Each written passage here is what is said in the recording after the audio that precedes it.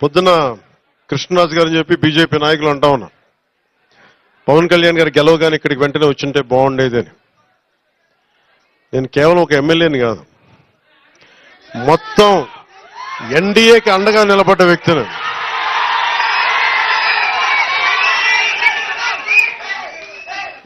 ఇప్పుడు నా కుటుంబం నన్ను అర్థం చేసుకుంటుంది, నాకు తెలిసి ఎప్పుడు రావు. మొత్తం బాధ్యతలు తీసుకున్నా. నిజంగా చెప్పాలంటే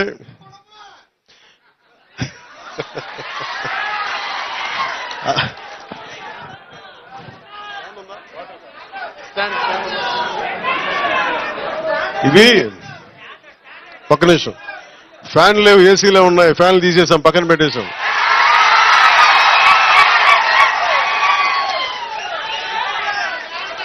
ఇది ఒక్క నిమిషం అంటే నాకు ఒకటే అనిపించింది. పిఠాపురం నేను హైదరాబాద్లో కూర్చున్నా, అందరూ అనుకుంటున్నారు కదా రిజల్ట్స్ వచ్చిన రోజున నేను ఏం చేస్తుంటానని. రిజల్ట్స్ రోజున నేను ఏం చేస్తాను, 2014 సంగతి చెప్తా, 2019 సంగతి చెప్తా, 2024 ఎన్నికలు. మాట్లాడినివ్వండి, మీరు ఉండండి, మాట్లాడినివ్వండి, ఫస్ట్ మీరు ఆగండి. ఇది ప్రెస్ మీటా బాబు? ప్రెస్ మీటా ఇది? ప్రెస్ మీట్లా మాట్లాడద్దు. మాట్లాడుతున్నాం కదా, సభా సంస్కారమేనా అది? వినాలి, అలా కుదరదు. విను అలా కుదరదు. సభా సంస్కారం కాదు అది, సభా సంస్కారం కాదు. వినాలి మాట. ఏది సభకి, ఏది సభ? వినండి ఒక నిమిషం. ఏది సభ, ఏది అభినందన సభ? అది మాట్లాడకపోతే ఎట్లా, అది వినిపించకపోతే ఎట్లా? ఏదైనా కానీ, ఎవరైనా కానీ, ఏ పార్టీ అని కాదు, ఏ పార్టీ అని కాదు, దేనికి ఆవేశాలు, దేనికి కృతజ్ఞతలు? వినండి బాబు ఒక నిమిషం, బాబా ఆగండి. ఇది ముందస్తుగా కృతజ్ఞతలు చెప్పుకోవడానికి వచ్చాం. సమస్య ఏమైపోయిందంటే పవన్ కళ్యాణ్ అనగానే అందరికీ అలుసు చులకన అయిపోయింది.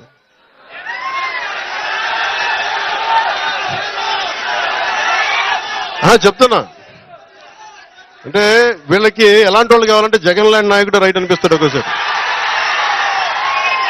ఇంటర్వ్యూలు ఇవ్వడం, మాట్లాడితే కొడతాడు, బెదిరిస్తాడు. వాళ్ళ దగ్గర భయంగా ఉంటారు, వాళ్ళ దగ్గర బలంగా ఉంటారు. ఇట్లా చేతులు కట్టుకుని కూర్చుంటారు. మనం ప్రేమగా ఉంటాం కదా, గుండె విప్పి మాట్లాడతాం కదా, అందుకని చులకన. అందుకని దయచేసి అందరూ కూడా, నేను చాలా గట్టి అని గుర్తుపెట్టుకోండి. భయాలు లేవు నాకు. ఎంత మొండివాణ్ణో, ఎంత పట్టు పడితే వదలను గుర్తుపెట్టుకోండి. అందుకని నాతో మాట్లాడేటప్పుడు చాలా పద్ధతిగా మాట్లాడాను. గుండెల్లో పెట్టుకొని మర్యాద ఇస్తాను, గుండెల్లో పెట్టుకొని. నియమాలు పాటిస్తాం, ప్రోటోకాల్స్ పాటిస్తాం. కానీ అలుసుగా తీసుకుంటే మటుకు నేను అంత తేలిగ్గా తీసుకున్నాను. ఎందుకంటే నేను ఒక వ్యవస్థని నడపాల్సిన వాడిని, ఒక వ్యవస్థను నడపాల్సిన కొన్నిసార్లు నేను గట్టిగా ఉండక తప్పదు. నాకు ఇష్టం ఉందా లేదా అని కాదు, గట్టిగా ఉండక తప్పదు. నేను మీకు మాట ఇచ్చాను, లా అండ్ ఆర్డర్ చాలా చాలా బలంగా ఉంటుందని చెప్పాను. ఆయన చెప్పిన బాధ నాకు అర్థమవుతా ఉంది. అట్రాసిటీ కేసుల గురించి ఏమంటారని. అది ఖచ్చితంగా అది ఉమ్మడి మనకి తెలుగుదేశం నాయకులు ఇచ్చిన ప్రణాళిక, అది కూటమి తీసుకుంది, ఖచ్చితంగా చేస్తాం అది. కానీ ఇది ఆ సందర్భం కాదు. ఇది జనవాణి కార్యక్రమం కాదు, ఇది మాట్లాడటానికి. ఇది ఆత్మీయ సభ. ఇది ఆత్మీయ సభని ఆత్మీయ సభగానే మాట్లాడుకుందాం. మీకు ఎందుకు ఇక్కడికి ఆసీనులయ్యానంటే, మీ అందరూ ఇక్కడ ఆసీనులైనందుకు గుండెల లోతుల నుంచి మీకు చెప్తున్నాను. మీరే కనుక లేకపోతే పిఠాపురం ప్రజలు, పిఠాపురం జనసేన నాయకులు, పిఠాపురం ప్రజలు, మనకి కూటమి నాయకులు బలంగా కనుక నిలబడకుండా, ఒక్క ఏక పక్షాన మనం బలంగా పోరాటం చేయకుండా ఉండుంటే ఈరోజు రాష్ట్రం రిజల్ట్స్ ఫలితాలు వేరేలాగా ఉండే. మీరు ఇచ్చారు బలం. నేను ఒకటే అనుకున్నా, గెలిస్తే నన్ను పిఠాపురం గెలిపించాలి. లేదు అంటే నేను ఒకటే అనుకున్నా, పాలిటిక్స్ నుంచి వెళ్ళడానికి కాదు, నేను మటుకు కూర్చోబెట్టి ఆల్మోస్ట్ ఒక బలమైన, ఇంకా ఎప్పుడు పోటీ చేస్తాను లేదు నాకు తెలియదు, ఆ స్థాయికి వచ్చేసాను. నేనేంటంటే పోటీ చేయడానికి, పదవులు అనిపించడానికి నేనేమనుకున్నానంటే, నా దేశం నాకు దేశభక్తినిచ్చింది, నా సమాజం నాకు బాధ్యతనిచ్చింది, నేను దీనికోసం పని చేస్తా. నాకు అవసరం లేదు ఇవన్నీ, కానీ తిట్లు తింటా. ఎందుకంటే నా దేశం మీద నాకు అంత పిచ్చి. నాకు నా బాధ్యత. మన సభలో మీరు చూశారు, అసెంబ్లీలో ఏం మాట్లాడాను నేను నా పార్టీ గురించి మాట్లాడలా.